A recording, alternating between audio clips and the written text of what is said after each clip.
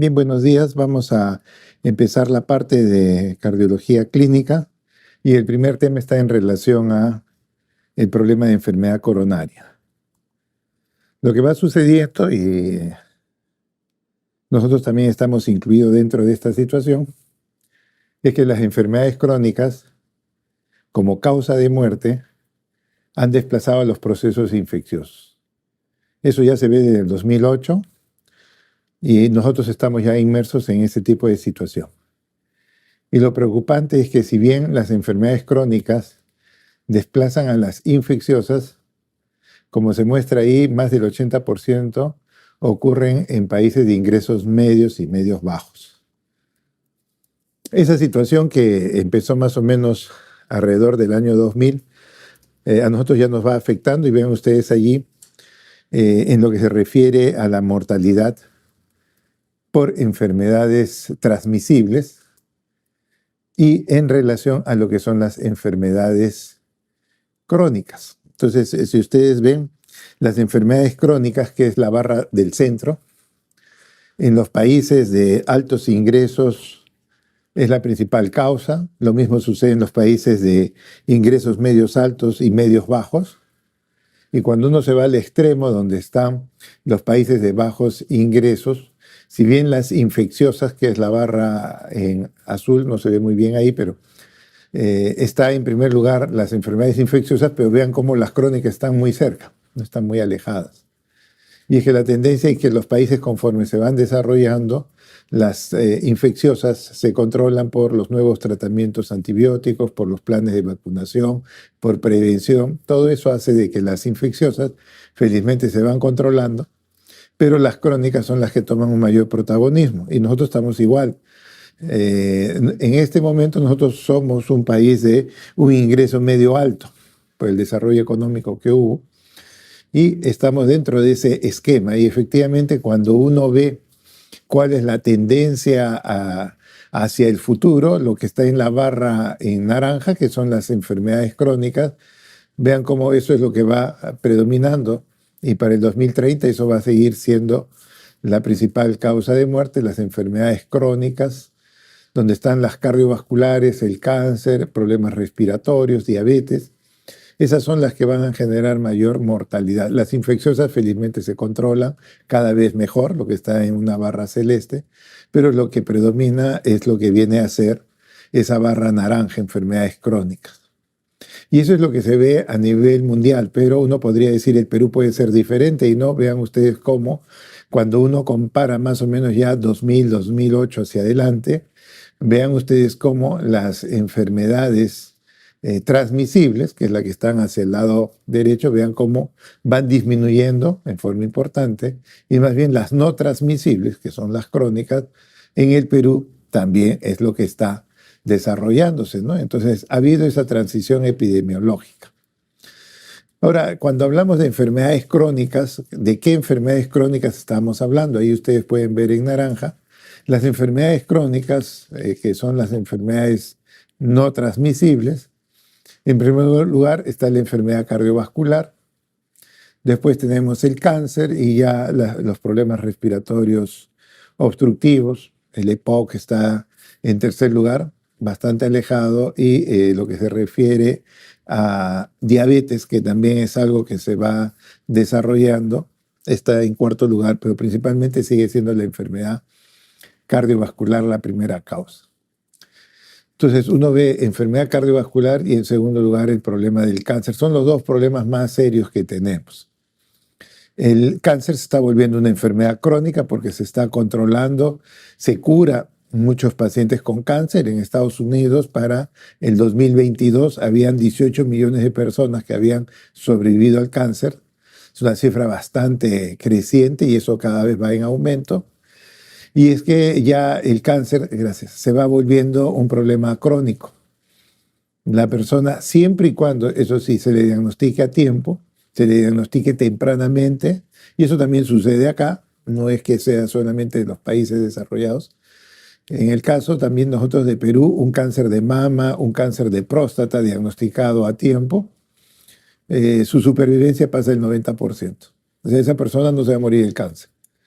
Entonces, si la persona no se muere del cáncer, la pregunta es, ¿y entonces de qué se muere? Pues bueno, lo que se muere es de las enfermedades cardiovasculares.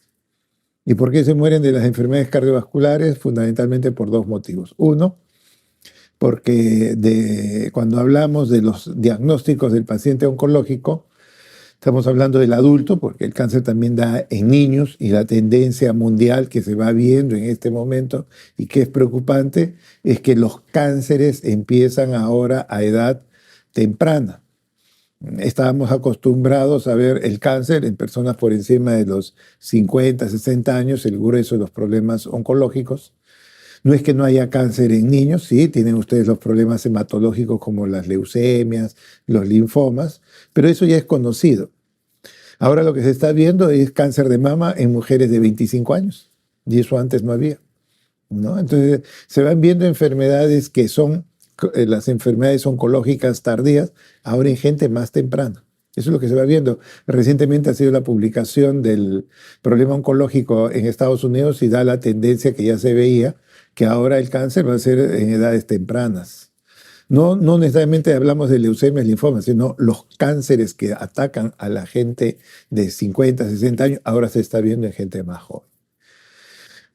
Bueno, y el cáncer, como les estoy mencionando, es frecuente que sea en gente adulta, por encima de 50, 60 años, ¿sí? Y ellos ya tienen enfermedad cardiovascular. Y cuando se les diagnostica el cáncer a estas personas, pues abandonan su problema cardiovascular, su tratamiento, todo, porque se dedican al tratamiento oncológico. Pero como del tratamiento oncológico están sobreviviendo y las enfermedades cardiovasculares le dejan de lado, estas enfermedades cardiovasculares se desarrollan y eso es lo que mata finalmente al paciente oncológico que está venciendo al cáncer. Esa es la situación que se va viendo. Y el otro gran problema que está apareciendo es en relación a la toxicidad de las nuevas drogas. Las antiguas ya conocíamos antraciclínicos, el 5-FU y todos ellos generan problemas cardiovasculares que pueden llevar a la muerte o a la complicación del paciente. Esa es la tradicional quimioterapia, pero ahora la actual quimioterapia, uso de la inmunoterapia, que es muy bueno, cura el cáncer, sí, cura el cáncer, pero genera problemas serios como muertes coronarias, puede generar hipertensión que terminan con ACV y también terminan complicándose y falleciéndose. Entonces hay toda una toxicidad de los nuevos y de los antiguos fármacos oncológicos y entonces las personas que logran sobrevivir al cáncer finalmente terminan muriendo por la cardiotoxicidad. Y de ahí que en países como Estados Unidos, los europeos, ya tengan una nueva subespecialidad que se llama cardiooncología. Se dedican a ver pacientes con cáncer y enfermedad cardíaca, para que no se mueran del corazón. Y se puede hacer, ¿no? Acá en el país estamos ya iniciando eso, pero toma tiempo. Entonces vean ustedes que la enfermedad cardiovascular y el cáncer son en las principales enfermedades y la tendencia es que el cáncer se vuelve una enfermedad crónica, sobrevive al cáncer, pero se termina muriendo finalmente de la enfermedad cardiovascular, que esa es la que sigue primando. Y entonces vean ustedes acá en lo que se refiere a un reporte de la Organización Mundial de la Salud donde se pueden ver cuáles son las enfermedades ya cardiovasculares, ya no las crónicas. Y hemos dicho que de las crónicas la primera es cardiovascular. Bueno, ¿cuáles son esas enfermedades cardiovasculares? En primer lugar está la enfermedad coronaria isquémica, casi en un 50%, en rojo lo pueden ver en ese pie. En segundo lugar está el accidente cerebrovascular, los strokes, casi en un 35%. Después ya viene la cardiopatía hipertensiva como tal. Pero vean ustedes que la enfermedad cerebrovascular, el 70-75% depende de la hipertensión arterial mal controlada. Los ACV, los strokes es por hipertensión arterial no controlada, mal controlada, y esos son los que se complican y es la segunda causa de muerte dentro de los problemas cardiovasculares. Entonces, si ustedes suman lo que está en rojo y lo que está en verde, más o menos ustedes ven que estamos hablando casi de un 80%. El 80% de las muertes tienen enfermedad coronaria y complicaciones del ACV. Pues bien, esas dos causas, esos dos motivos son prevenibles. La hipertensión se puede controlar. La enfermedad coronaria se puede tratar. Sin embargo, las enfermedades nos van ganando, ¿no? Entonces vean ustedes, acá lo preocupante no es solamente ver las causas, sino que son enfermedades prevenibles. Son enfermedades que se pueden prevenir y esas cifras deberían mejorar, ¿no? Y bueno, vean ustedes que a nivel mundial, tanto en Estados Unidos, en Europa, en diferentes regiones, la principal causa de muerte es la enfermedad coronaria isquémica en primer lugar y el stroke, ¿no? ¿Cómo estamos en Perú? Bueno, Perú no es una isla, pues absorbemos y tenemos toda una serie de estilos de vida desfavorables y el desarrollo más las enfermedades que adquirimos por costumbres, pues hacen que sigamos el mismo camino. En el año 87, la principal causa de muerte eran las enfermedades respiratorias, que todavía para el 2007 siguen siendo, pero vean cómo la cifra ha caído prácticamente a la mitad. Esta tasa de mortalidad es más o menos de 200 por 100.000. Para el 2007 cayó a la mitad. Entonces, hay una caída pues, de las enfermedades infecciosas. Si bien siguen siendo la principal causa de muerte en niños y en gente ya muy, muy adulta, ha disminuido marcadamente, sobre todo en lo que se refiere a la población pediátrica, y eso es bueno.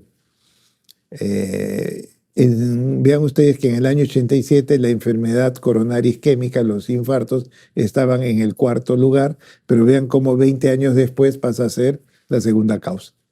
Está después de la respiratoria. Está después de las infecciones respiratorias, ¿no? Pero allí recuerden que las enfermedades respiratorias incluyen adultos y niños. Si nosotros solamente viéramos el cuadro de adultos, la enfermedad coronaria supera la respiratoria. En la población, cuando ya quitamos a la población infantil, pues las cifras cambian y la primera que pasa a ser es el problema coronario isquémico, los infartos. Ahora, cuando uno junta todos los problemas principales cardiovasculares, esto no se puede hacer, ¿no? Porque esto es nada más una cuestión que yo observacionalmente puedo tratar de sumar, pero así no se hacen las cosas, pero bueno, si yo sumara todos los problemas cardíacos, el problema coronario, el stroke, la insuficiencia cardíaca, etcétera, eso suma 111.7, que es por encima de las infecciosas, incluso incluyendo a los niños.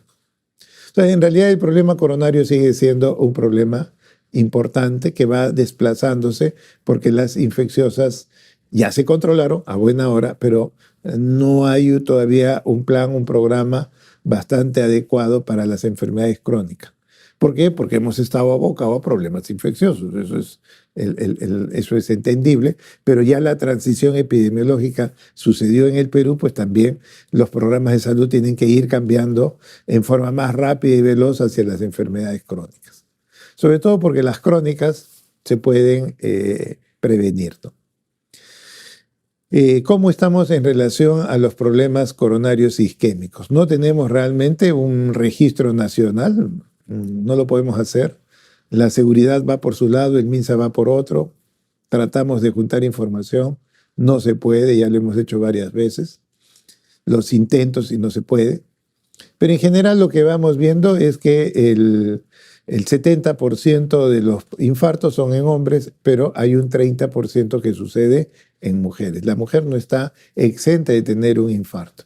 Más bien, ellas tienen mucho más complicación cuando hacen un infarto que el varón.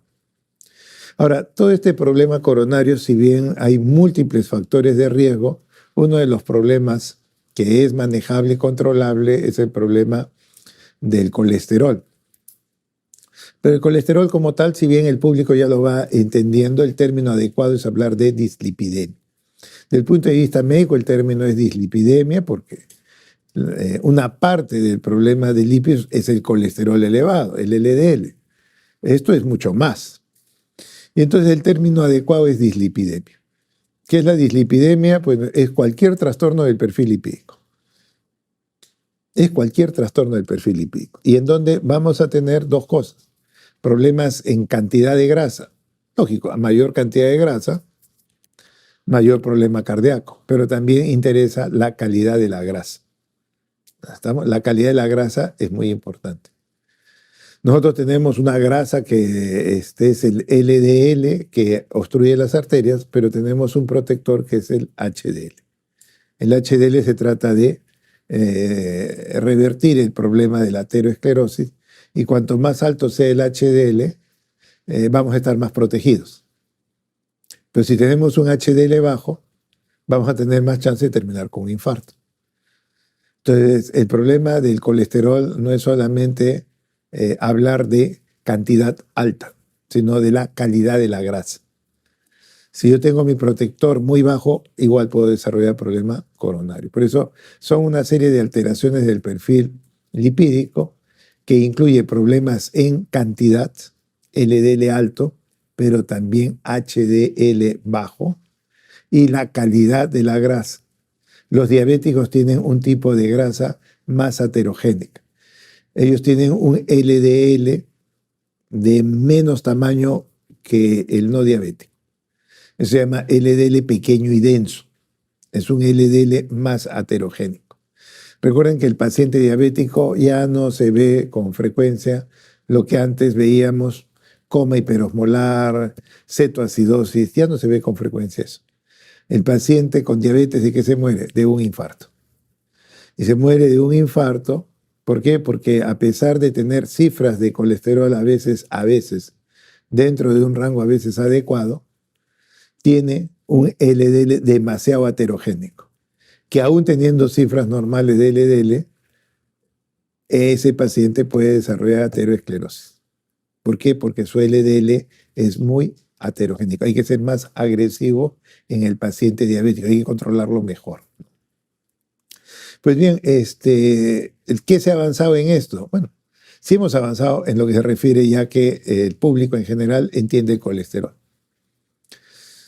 Hay que cuidarse del colesterol y eso es un buen mensaje que ya va quedando, ¿no? Pero desde el punto de vista médico debemos ser ya también más exigentes en que hay que educar al paciente no solamente en LDL, sino también en el HDL, ¿no? Que hay que enseñar que el HDL, si lo tienen bajo, pasa a ser un factor de riesgo muy importante.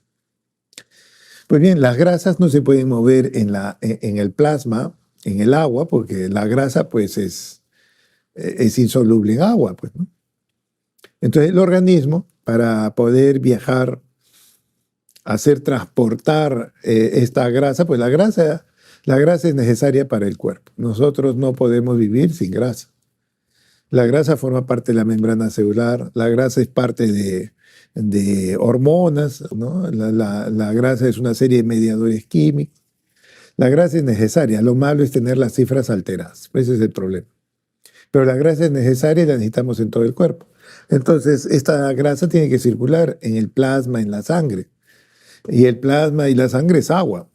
Entonces, el organismo lo que tiene que hacer es formar una estructura que la permita hacer que viaje a través de, entre comillas, el agua, que viaje a través del plasma o que viaje a través de la sangre. Y eso es lo que ha hecho el organismo. El organismo lo que ha hecho es crear como si fuera una encomienda en donde el contenido de esta encomienda es precisamente la grasa, el colesterol y los triglicéridos. Ellos son lo que vamos a necesitar transportar, pero como no es soluble en el plasma, lo que hacemos es ponerle una envoltura proteica. La envoltura proteica es lo que le permite viajar a través del plasma. Por eso es que a estas estructuras se llaman lipoproteínas. El contenido es lipídico y la envoltura es proteica. Entonces, esta es la forma como el organismo ha tratado de conseguir de que las grasas puedan movilizarse hacia el sistema nervioso. Recuerden que el cerebro es grasoso, hacia la suprarrenal, hacia el mismo hígado, etcétera, etcétera. Tiene que viajar por todo el organismo y tiene que usar el medio que es la sangre. Y entonces este organismo crea estas estructuras que se llaman lipoproteínas, en donde el contenido es importante, pero la cubierta es la cubierta proteica. Entonces esta cubierta proteica es lo que le permite viajar. Esto es como si fuera una encomienda, como les dije. El contenido es grasa.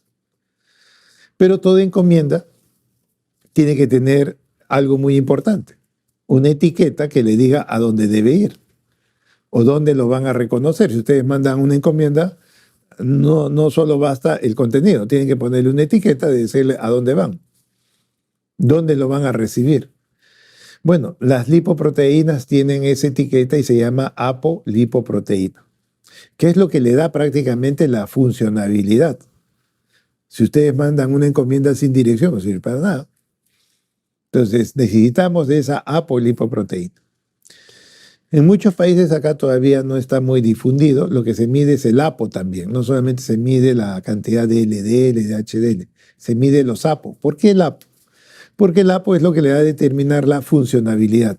¿Dónde va a llegar? ¿Dónde va a ser reconocido? Pues el organismo reconoce a través de esa etiqueta llamada APO o apolipoproteína, lo va a reconocer y lo va a captar. Pero si no viene con esa etiqueta, lo va a dejar pasar. Entonces, muy importante, si bien son el colesterol, el HDL, el LDL, actualmente es importante identificar las APO, porque es lo que le va a dar funcionabilidad a estas lipoproteínas. Acá no se dosa con frecuencia las APOs porque todavía es costoso, pero probablemente en unos años ya va a ser algo común, ¿no? Que se pida dentro del perfil lipídico. Muy bien, entonces así es como tenemos nosotros la grasa y nuestros alimentos pues finalmente son absorbidos y son llevados hacia el hígado.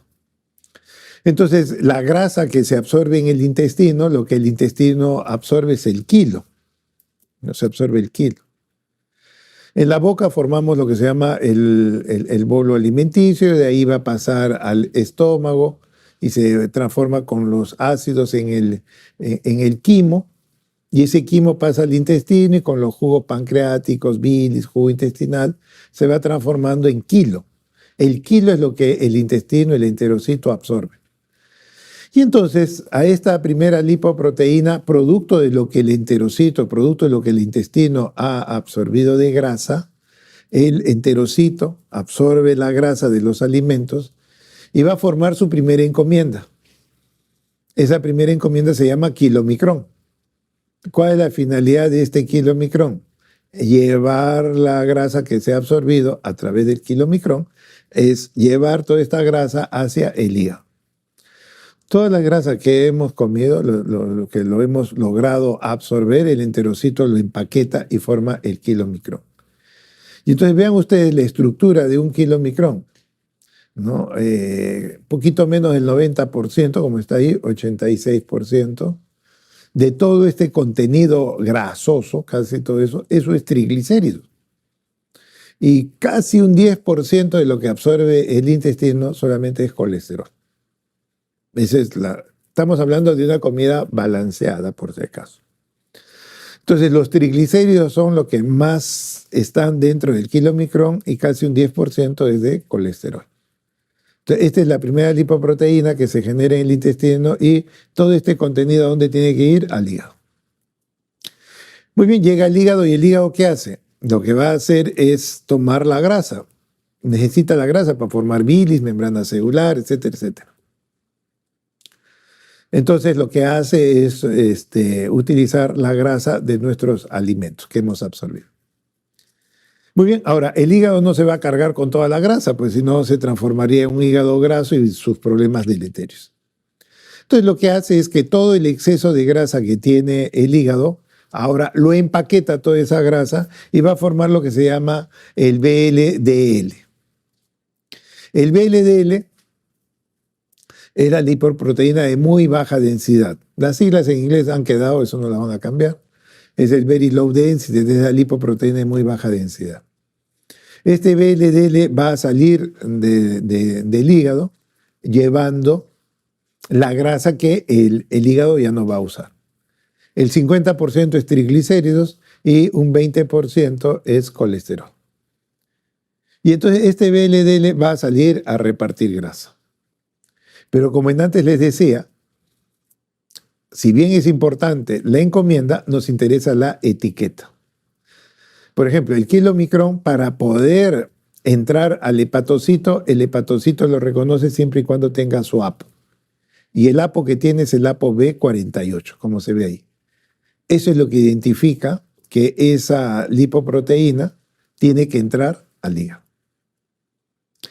En cambio, el VLDL sale a entregar grasa al cerebro, a la suprarrenal, al tejido adiposo, por todos lados va, al músculo, por todos lados va, pero su APO que le permite ir a todos estos sitios y ser reconocido como tal es el APO B100. El ApoB100 es lo que le permite prácticamente ir por todo el cuerpo y dejar su contenido. Pero vean ustedes que el contenido es rico en triglicéridos. Tanto el kilomicrón como el VLDL son ricos en triglicéridos. Muy bien, toda la grasa se va repartiendo, ¿no? Y así bien ya hemos hablado de las dos primeras lipoproteínas, hay otra que es muy, digamos, difundida y que lo vemos como un objetivo principal terapéutico, es el LDL. El low density es la lipoproteína de baja densidad, que es una lipoproteína más pequeña, como ustedes ven. Y como es más pequeña, puede entrar a las paredes de las arterias. Lo que no puede hacer ni el VLDL ni el kilomicrón, porque son muy grandes y no pueden atravesar la pared. Entonces, el LDL, como es pequeñito, puede fácilmente entrar. ¿Y qué va a dejar? Bueno, va a dejar su contenido. ¿Pero qué es lo que transporta el LDL? 50% de colesterol. Vean cómo los otros transportaban menos colesterol. Sí, pero el LDL transporta el 50% de su estructura es estrictamente colesterol. Y eso es lo que va a dejar en la pared arterial. Y bueno, este LDL, como va y puede dejar grasa en las arterias, se le llama como el colesterol, entre comillas, malo. En realidad no es malo, pero cumple cada uno su función. Entonces, así como hay un colesterol malo, hay uno bueno, que es el HDL, el high density, que es la lipoproteína de alta densidad, que yo le he puesto de otra manera, graficándolo. ¿Por qué? Porque el HDL lo que hace es limpiar las paredes que ha dejado el LDL. ¿Y qué es lo que ha dejado? Colesterol. ¿Qué hace el HDL? Retira ese colesterol hasta donde pueda, lógicamente. Y lo hace gracias a que tiene su APO, el ApoA1. El ApoA1 es lo que le da la función al HDL. El HDL lo que hace, gracias al ApoA1, es limpiar las arterias. Pero ojo, si tiene el HDL muy poco ApoA1, no limpia bien las arterias. Porque recuerden que eso es lo que le da la función. Es lo que le va a permitir ser identificado. Entonces, por eso es que cuando se dosa ApoA1 bajo, uno dice SHDL, a pesar de que puede estar en cifras adecuadas, si el ApoA1 es bajo, va a funcionar poco. Entonces ya no solamente interesa medir HDL, interesa medir ApoA1, ¿no? Entonces la tendencia es esa, ¿no? Por eso es la importancia de dosar los APO. Y bueno, si ustedes ven en su estructura el HDL, ¿qué transporta? 20% de colesterol. Pero ojo, ese es el 20% que es lo que ha limpiado. Su estructura le da esa es su capacidad, pues no puede tampoco llevar todo colesterol. Hasta el 20% de su estructura puede transportar colesterol, pero es el colesterol que va retirando de las paredes arteriales. Entonces, por eso es que se habla de un colesterol bueno y de un colesterol malo. El malo es el que deposita la grasa, el bueno es el que lo limpia. ¿Qué nos conviene a todos? Tener poco del malo y mucho del bueno, pues, para estar protegidos, ¿no? Entonces, si uno ve a nivel del intestino, toda la grasa se absorbe a través del enterocito y lo que va a hacer el enterocito es formar el kilomicrón. El kilomicrón sale transportando, como hemos dicho, triglicéridos y colesterol 10%. Y ese kilomicrón tiene que llegar al hígado. ¿Quién lo reconoce? El hígado a través del ApoB48. Y el hígado usa toda la grasa que necesita y el exceso, lo que ya no se va a usar, lo va a empaquetar formando los VLDL. Este VLDL, con su ApoB100, es reconocido por todos los tejidos y lo van a captar. Lo que ya no se puede captar, lo que el organismo ya no necesita, se lo devuelven al hígado. El organismo no necesita y lo que hace es devolverle los sobrantes o remanentes, los VLDL remanentes, los devuelven al hígado. Pues bien, entonces el hígado va a recibir los sobrantes, pero vean un detalle bastante importante. El hígado tiene una capacidad de recibir a esos sobrantes de un 60%. No puede recibir más porque esa es su capacidad. Entonces hay un 40% que va a pasar por el hígado y el hígado lo debería sacar de la circulación, pero no puede, no tiene esa capacidad. Entonces lo que hace el hígado, y vean, esto es importante, lo que hace el hígado le dice, mira, yo te puedo quitar un poco de tu carga de grasa para ayudarte, pero ya no te puedo sacar a ti de la circulación, como puedo hacer al 60%. Te puedo ayudar y te voy a quitar tu carga de grasa. ¿Pero qué grasa? Triglicéridos. O sea, lo que hace el hígado al 40% de los sobrantes, de los remanentes, el hígado dice, no, yo no puedo ya retirar más del 60%, pero te puedo ayudar y te voy a quitar triglicéridos. Y en el momento en que a estos sobrantes le quito triglicéridos, la lipoproteína se va a empequeñecer, pues porque salen los triglicéridos. Y vean qué es lo que se transforma en LDL. El hígado es el que sin querer va a generar los LDL. ¿Qué es el LDL? El mismo remanente, el mismo VLDL que salió, al cual yo le quité los triglicéridos. ¿No? Al cual le quité los triglicéridos y ahora el contenido de colesterol toma mayor significancia, no porque aumentó, sino que la proporción que hay adentro es mayor, pues.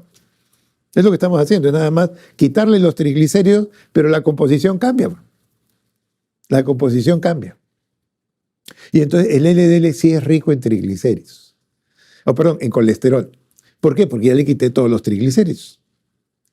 Y lo otro es que el VLDL no puede entrar a la arteria porque es grande. El LDL sí puede entrar. ¿Y qué le va a llevar? No le va a llevar triglicéridos tanto porque ya se los quité casi la mayoría. ¿Qué es lo que va a llevar? Solo colesterol, pues fundamentalmente es colesterol.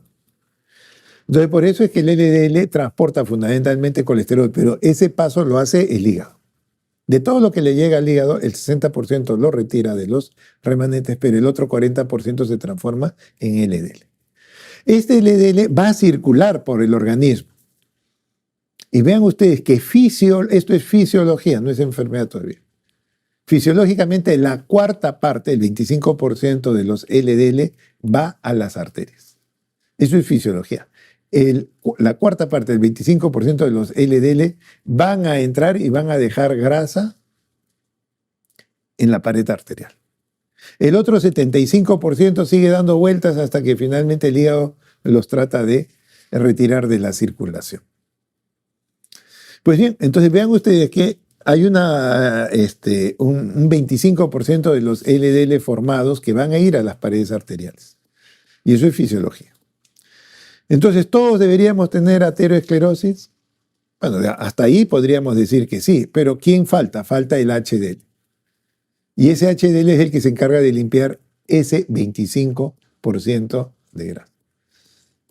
Entonces, el HDL por eso es fundamental. Si yo tengo poco HDL, fisiológicamente yo voy a tener grasa en las arterias, y si tengo un HDL bajo, lamentablemente voy a hacer ateroesclerosis. Oiga, pero mi colesterol está perfecto. Sí, pero su HDL está bajo.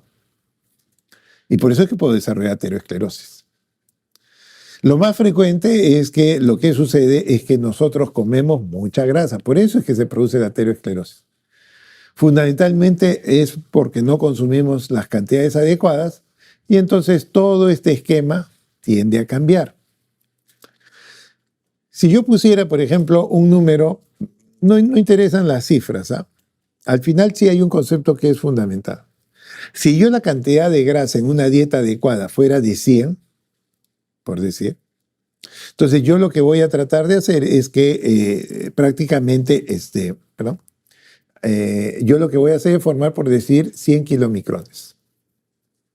Esos 100 kilomicrones van al hígado. Pónganse que el hígado no quiera grasa. No quiere nada de grasa. Entonces lo que hace el hígado es formar 100 VLDL, pues, porque nadie quiere, el hígado no quiere comer nada. Muy bien. Formaré 100 VLDL que salen a la circulación. Pónganse que nadie quiere nada de eso.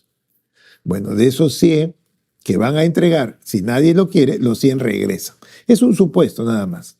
De esos 100 que regresan, 60% se quedan en el hígado, el otro 40% se transforma en LDL. Y de ese 40%, la cuarta parte, o sea, 10, va a las arterias. Y entonces esos 10 que van a las arterias, el HDL lo limpia. ¿Estamos? Bueno, y de esa manera nadie tiene ateroesclerosis. ¿Qué pasa si como más grasa? Pónganse que come el doble, 200. pues formaré 200 kilomicrones. Nuevamente hago el mismo ejercicio. Esos 200 kilomicrones llegan al hígado, pero el hígado, como en el ejemplo, no quiere nada de grasa y por lo tanto formaré 200 VLDL. Ellos van a entregar grasa y nadie quiere grasa. ¿Qué hacemos? Le devolvemos los 200 hacia el hígado. Pero ¿cuántos se quedan en el hígado? El 60%. Sería 120. No. Se queda el 60% de los primeros 100. Porque todo lo anterior es dieta balanceada. Y lo que le debe llegar al hígado es solamente 100. De esos 100 se queda el 60%. 60.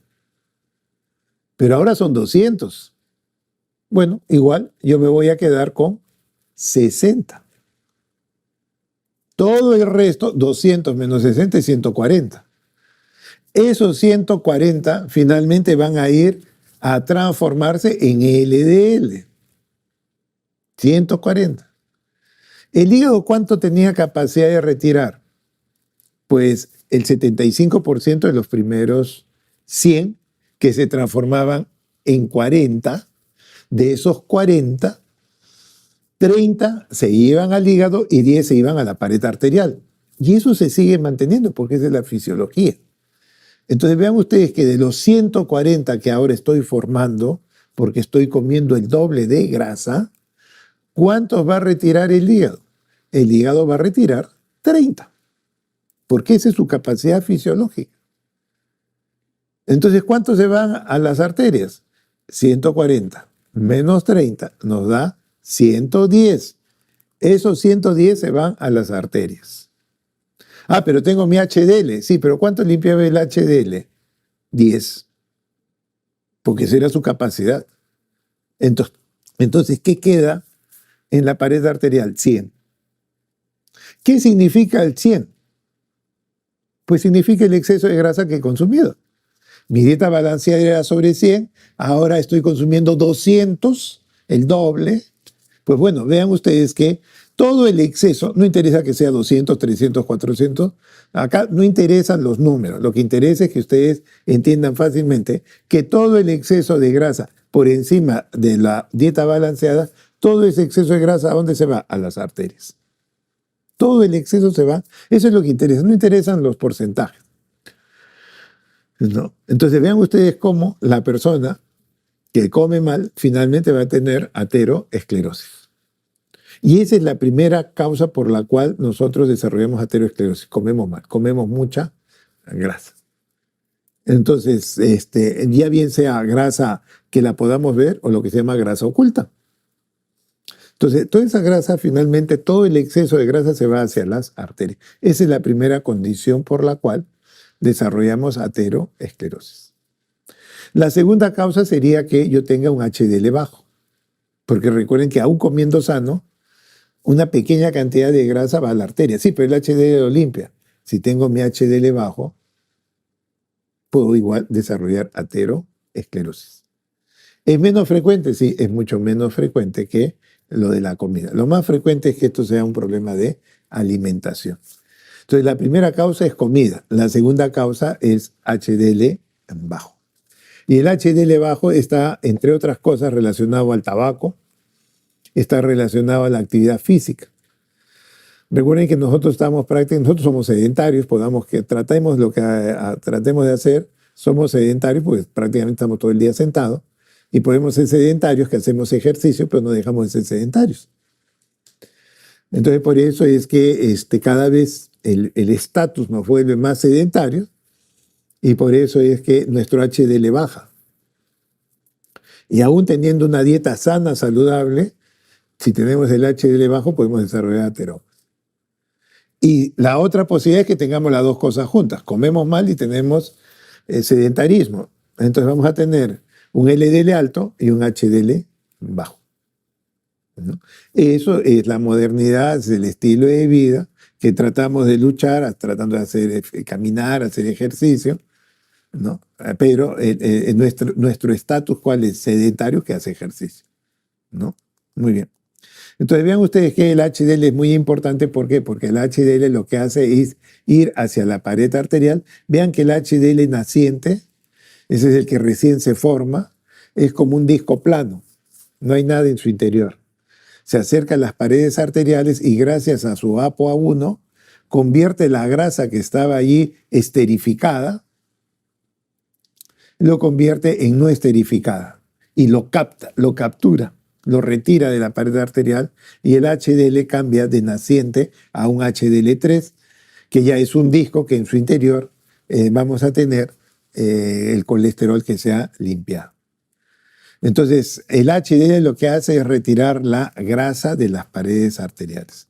A esta propiedad, ¿cómo es que el HDL nos protege del corazón?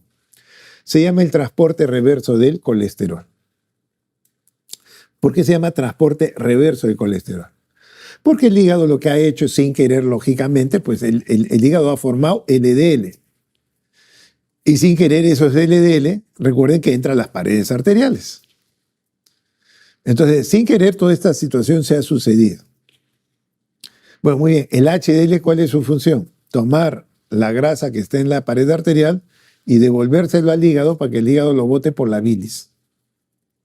Entonces, yo estoy tomando el colesterol que está en la pared arterial, gracias al HDL, gracias al ApoA1, voy a tomar el colesterol de las paredes arteriales y se lo voy a devolver al hígado para que lo bote por la bilis. Entonces, ¿qué estoy haciendo? Un transporte reverso, pues se lo estoy devolviendo al hígado. Entonces, el HDL nos protege a través del transporte reverso de colesterol. Muy bien, los estudios epidemiológicos lo que han ido mostrando es cómo las cifras de colesterol se han ido reduciendo porque se ha tratado de ver a través de los mega ensayos que se hicieron a partir de cuando el colesterol pasa a ser un colesterol dañino. Cuando el colesterol ya tiene chance de desarrollar un problema cardiovascular. Y entonces lo que se ha ido viendo en estos estudios, por ejemplo, es el estudio del Mr. Fit o del estudio del Framingham, son estudios epidemiológicos que han dicho que conforme el colesterol total va subiendo, pues este colesterol ya puede desarrollar enfermedad coronaria. Y entonces el punto de corte es alrededor de 200. Entonces 200 es la cifra ideal. Entre 200 y 240 es limítrofe. Y ya más de 240 es alto. Pero por favor no confundan y digan, ya, si tengo 242, 243, ya tengo colesterol alto, tengo que tomar pastillas. Eso no hemos dicho. Si bien ya la zona limítrofe es 200 a 240, por encima de 240 es alto, lo primero que hay que hacer es dieta. ¿Cuándo empiezo ya a dar un tratamiento hipolipemiante? Cuando estoy por encima de 280. Entre 240 y 280 exíjanle que trate de hacer una dieta más saludable. No le den pastillas porque cuando empiezan a dar pastillas el tratamiento no baja de un año. Eso de darle hasta que baje y después le quito la pastilla no sirve para nada. Porque hacen rebote, no sirve para nada. Lo que hay que darle es un tratamiento como debe ser, un tratamiento prolongado. Generalmente menos de un año la persona no corrige su problema de colesterol. Lo puede bajar, sí, pero no lo va a mantener. Quito la pastilla y todo vuelve a subir. Por eso es que el tratamiento, cuando uno le va a dar pastillas, ya uno piensa, esto es un año. No es una dosis, una semana, un mes, no. Ya uno debe pensar, le voy a dar, esto tiene que ser un año. Entonces la persona puede intentar, si está en 240, 250, 260, sí, puede intentar hacer dieta, sin necesidad de tomar pastillas. Bueno, esa es más o menos la situación, ¿no? Pero eso sale de estos estudios, no es que las cifras se ponen al antojo, sino que empiezan a ver a partir de cuándo es el problema cardiovascular. Y entonces, como digo, los estudios, este es del estudio de Framingham, en donde conforme pasamos los 200 hasta 240, es la zona permisiva, pero ya por encima de 240, ya uno habla de que empieza el riesgo a duplicarse y hasta triplicarse. Pero el HDL es nuestro protector y es situación inversa. Cuanto más alto sea el HDL, nos protege más. Cuanto más bajo, ahí por ejemplo vean 25. El 25, una persona que está en el lado izquierdo. ¿Cuánto tiene de HDL? 25. ¿Cuánto tiene de colesterol? 150. Y usted está muy bien. Tiene 150 de colesterol, le felicito. Pero ¿cómo está mi HDL? Ah, está en 25, está muy bajo. Y su riesgo de infartarse es tan igual que el que está a la derecha. Entonces vean ustedes que no, cuando ustedes pidan colesterol, el colesterol es un dato solo, aislado, no se ve nada. Hay que pedir el perfil lipídico para poder interpretarlo, si no, no van a saber. Si yo pido un colesterol total y me sale 150 y lo felicito y resulta que tiene un HDL bajo, es lo mismo que nada, ¿no? A nosotros nos conviene estar en la parte inferior, es decir, un colesterol total entre 150 y 200 y un HDL por encima de 50. Ese es el perfil ya adecuado, digamos, que uno debería tratar. Pero si lo vemos en relación a LDL, el LDL, las cifras que se deben mantener están ahí. Lo ideal es tratar de tener por debajo de 100. Y si es un paciente coronario, menos de 50. Si bien estas son las cifras en relación a LDL, muchos dicen cuál debería ser la cifra en el cual no hay aterosclerosis. Bueno, por debajo de 70. Pero se ha visto que, por ejemplo, en tribus indígenas, ellos pueden tener un colesterol LDL de 45. ¿No? Pero ese es para una tribu indígena, en donde la persona todos los días camina, en donde todos los días la persona hace un trabajo, un esfuerzo físico. Eso no es un citadino. Una persona de la ciudad, esas deben ser más o menos sus cifras. No, pero puede bajar a 45. En el mundo real no. En el mundo real no. Sí, pero en tal tribu hay eso. Sí, pues, pero no vivimos en esa tribu. Vivimos en una ciudad. Entonces, por eso es que estas son las cifras que se deben tratar de mantener, ¿no? Muy bien, estos estudios parten del estudio del Framingham. El Framingham era un pueblo chico cercano a Boston. En Boston están las grandes universidades, pues, de Estados Unidos. Y entonces allí en Boston pues se plantearon hacer los estudios. Thomas Roy fue el primero en hacer este estudio del Framingham. El Framingham no es el nombre de una persona, es el nombre de en ese momento era una ciudad chiquita. Ahora lógicamente la ciudad ha crecido, ¿no? En esta ciudad se hizo el estudio. Esta es más o menos la imagen de esa ciudad. Estamos hablando en el año 48. En el año 48 empieza este estudio para que en 20 años nos dé información y terminar el estudio. Bueno, el estudio empezó en el año 48 y hasta ahora sigue. A la población lo siguen evaluando. Lógicamente ha cambiado todo esto, ha ido mejorando y ya prácticamente, ya no solamente están en la tercera generación, ya están llegando a la cuarta generación del seguimiento de esta población empezada en el año 48, que fueron 5.000 personas que fueron seguidos. Es el estudio de cohorte más grande de estudios epidemiológicos y que hasta la fecha sigue dando información. ¿Y por qué se hizo este estudio? Porque miren que en el año 1900 las neumonías eran la principal causa de muerte, la tuberculosis, las diarreas, o sea, los problemas infecciosos mataban a la gente. Sin embargo, a partir de los 30 hacia adelante, pues empezaron a haber muchas muertes cardíacas. Bueno, también ya se había inventado el electrocardiógrafo, ya se diagnosticaban más infartos, pero ya más o menos entre los 30 y 40 empezaron a ver que el problema cardíaco era importante. Pero no pudieron hacer el estudio sino terminada la Segunda Guerra Mundial en el 45, terminó la guerra, y en el 48 se empieza a hacer este estudio del Framingham. ¿Y cuál es el principal aporte del Framingham, entre otras cosas? Miren ustedes, este es el edificio que se construyó en el año 30 en Nueva York, en Empire State. Este edificio, pues, miren ustedes cómo se construía en esa época. Ahí estaban los trabajadores y miren ustedes cómo trabajaban. ¿Qué seguridad tenía ese trabajador? Nada. Si se caía, estaba muerto. Ahora, ¿cómo tenemos a un trabajador de construcción? Bueno, con una serie de medidas de seguridad. Eso es lo que estableció el Framingham. El Framingham empezó a evaluar a estas 5.000 personas y las fue siguiendo y se acuñó un término que no existía en esa época, que se llamó factor de riesgo. ¿Cuáles son estos factores de riesgo que pueden hacer que ese pobre trabajador se mate? Y que ahora se le exige a un trabajador que corrija, que se evite estas complicaciones que pueden haber, haciendo una prevención. Eso es lo que hace el Framingham. El Framingham establece una serie de características biológicas o hábitos de estilo de vida que pueden desarrollar una enfermedad cardíaca en este caso, pues porque fue estudiado en relación a un problema coronario. Y entonces se crea este término de los llamados factores de riesgo. Este es uno de los grandes aportes porque antes no se hablaba de eso. Y entonces decían, si usted corrige esos factores de riesgo, la persona no va a tener infarto.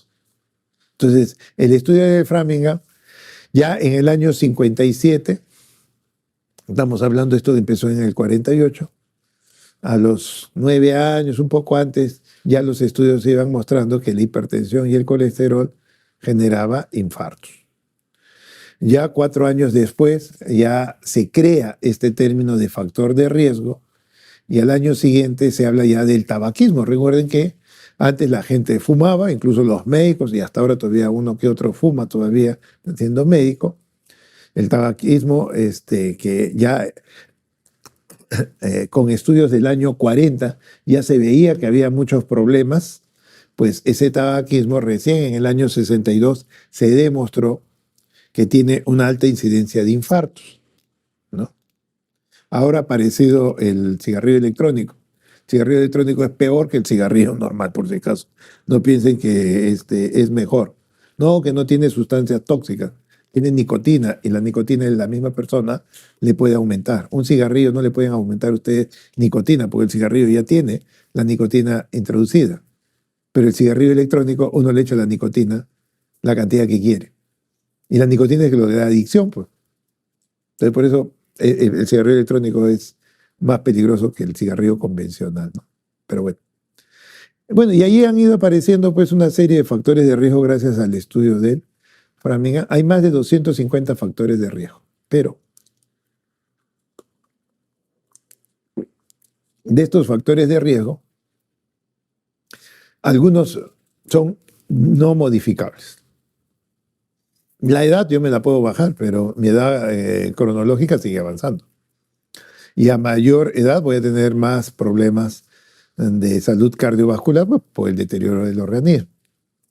La historia familiar, generalmente nosotros queremos recibir algo de nuestros padres y a veces nos dejan genes que nos dan enfermedades, esa es nuestra herencia. Eso nadie lo puede sacar. En relación al sexo, se pueden cambiar se pueden operar, pero el que tiene XX y XY, eso no se puede cambiar. Eso es bien claro. Una cosa es XX y otra cosa es XY. Ahora hay todo un problema también que más adelante a nosotros también nos va a ir llegando, porque ya los países desarrollados tienen problemas de las personas que se cambian de género, de sexo. Porque las enfermedades cardiovasculares, las enfermedades de osteoporosis, una serie de enfermedades metabólicas están en relación a ser XX o XY. ¿No? Y como tengo que hacer ciertas cosas para cambiar, no solamente es la operación, sino es toda una terapia hormonal, todo eso trae problemas. Y es algo que ya ellos están viviendo en otros países, las personas que se han cambiado de género, todo el trastorno metabólico que hay, es todo un problema serio, ¿no? Es un problema. No es igual que una mujer se transforme en hombre que un hombre se transforme en mujer. El hombre que se transforma en mujer tiene más problemas serios de salud, ¿no? Son cosas que ya poco a poco se irán también viendo acá, ¿no? Bueno, estos son los factores de riesgo y hay factores que no se pueden modificar, pero miren todos los que están arriba, todo eso se puede modificar. O se debe tratar de modificar. De repente hay quizás condiciones que no se pueden modificar, como el estrés. Yo le digo, trate de modificar su estrés. No es fácil, ¿no? Pero sí hay otros factores que sí se pueden prácticamente ir modificando poco a poco. Alimentación, actividad física. Antes, pues nosotros somos de la época de las gaseosas, ahora al menos la gente anda con su botella de agua y poco a poco ya están tomando el agua, ya no toman gaseosa, eso está disminuyendo. Ustedes ven los de comida chatarra como ellos ya están cambiando sus productos porque hay toda una campaña, una guerra contra pues, la comida chatarra, ¿no? Que es una necesidad, sí, sobre todo para gente de pocos recursos, no entendiendo solamente gente pobre, sino gente de pocos recursos, como sucede estudiantes, por ejemplo, en Estados Unidos. Uno le puede decir a un estudiante de Estados Unidos, oiga, coma pescado, no está dentro de mi presupuesto, no puedo comer pescado, es caro, coma fruta, tampoco, no puedo comprar eso. ¿Y qué puede comprar? Hamburguesas. Y esa es una realidad de ellos, ¿ah? O sea, no es decirle, oye, ustedes tienen dinero y están solucionando el problema, ¿no? Los estudiantes se valen por sí mismos. Mm. Ahí no hay ayuda de los padres, eso no existe en Estados Unidos. Cada uno tiene que ver. ¿Quiere usted estudiar en la universidad? Pida un préstamo al banco y se lo dan. Pero usted va a tener que devolverle, no es que los padres les ayuden. Bueno, esto es un estilo diferente, ¿no? Pero a lo que vamos es que hay una serie de factores que se pueden modificar, sí, pero no es tan fácil a veces por la realidad que van sucediendo, ¿no? No es tan fácil de que con una varita yo vamos a cambiar todo el estilo de vida. Por eso es que la enfermedad cardiovascular existe. No es tan fácil, pero se puede hacer la lucha, ¿no? Que es lo que nosotros tratamos de considerar, ¿no?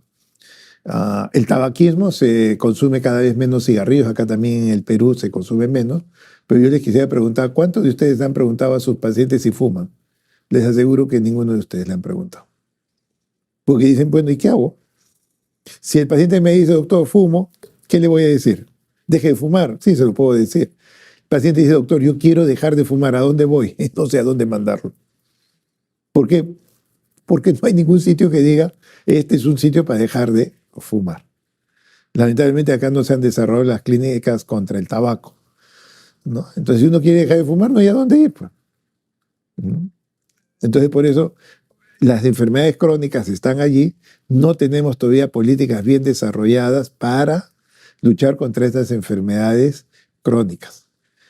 Hay incentivos, sí, cada uno se dispara por un lado, uno por un lado hace algo, otro por otro, pero no hay una política uniforme contra ir porque hay muchos intereses de por medio. Las tabacaleras no van a dejar de producir el cigarrillo, buscan otras formas. Las empresas que venden gaseosas tampoco van a dejar el negocio así nomás, ¿no? Todo tiene que irse reciclando, pero poco a poco se tiene que luchar contra estos factores de riesgo que son modificables. Y van apareciendo nuevos factores de riesgo, los que dio inicialmente el Framingham. Ahora se habla de proteína C reactiva, de rigidez vascular. Todo esto es una información que poco a poco va saliendo. Y el problema de México hasta el sur, que es el problema de los triglicéridos, es algo frecuente. Si bien nosotros tenemos problemas de colesterol, nuestras cifras de colesterol no van por encima de 320, 350, no tenemos. Como en Estados Unidos manejan cifras altísimas, 380, 420, ellos por su tipo de alimentación, ¿no? Un desayuno de ellos, ¿qué cosa es? Tocino, huevo frito. Uno pide fruta, piensan que es un marciano, porque fruta ahí de desayuno, eso no tiene sentido. No es su costumbre de ellos, pues no es su costumbre. Entonces, por diversos motivos, ellos tienen cifras más altas. Nosotros sí tenemos y manejamos cifras de 280, 300, por ahí un 320. Pero lo que sí tenemos alto es el triglicérido. La cifra de triglicéridos ideal 150 hasta 200 limítrofes, más de 200 ya es alto. Si pasa de 500, ojo, el paciente no es que le va a dar un infarto. Una de las primeras cosas que le puede dar es una pancreatitis, cuídese más bien de eso. Entonces, ¿hay que corregir los triglicéridos? Sí, ¿no? Hay que corregir los triglicéridos, pero nuestra alimentación es a base de harinas. Mezclamos mucho papa con arroz. Y es una costumbre que va desde México hacia el sur. Todos comemos más o menos lo mismo. Comemos mucho tipo de carbohidrato, ¿no? Y eso es lo que ¿qué es lo que tenemos? Colesterol alto, pero fundamentalmente triglicéridos elevados, ¿no? Entonces hay que enseñar a la gente, oye, quiere comer papa, pero no coma arroz hoy día. Mañana si quiere comer arroz, ya no coma papa. No, pero yo quiero comer un lomo saltado, así mezcla que arroz con papa.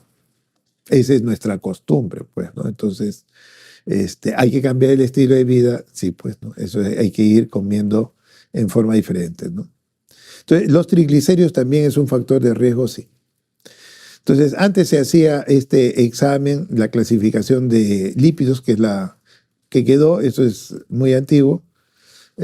Ahora sencillamente uno lo que tiene que pedir es el perfil lipídico completo. ¿En dónde? Donde analizamos todos los componentes, HDL, LDL, ¿no? Y no se olviden de pedir siempre el ácido úrico, a pesar que no es dentro de los lípidos, pero es parte de nuestro metabolismo. La hiperuricemia puede generar hasta infartos, sí. Entonces, esto es lo que nosotros tenemos en relación a los lípidos. ¿Y cuál es el perfil más heterogénico? El perfil más heterogénico es tener un LDL alto, un HDL bajo, el protector, y también los triglicéridos elevados.